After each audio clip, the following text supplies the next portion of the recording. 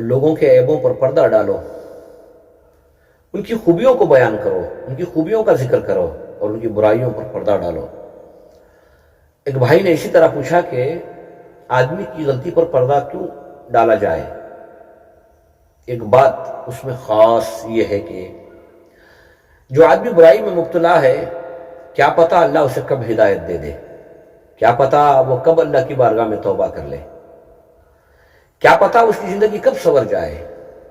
اگر آپ اس کی برائیوں کو بیان کریں گے لوگوں کے اندر تو لوگ اسے یاد رکھ لیں گے۔ جب وہ بدل جائے گا، جب وہ اللہ کا خاص بن جائے گا یا وہ نیک بن جائے گا، تو جن لوگوں کے سامنے تم نے اس کی برائی بیان کی تھی ان کی نظر میں وہ ہمیشہ کھٹکتا رہے گا۔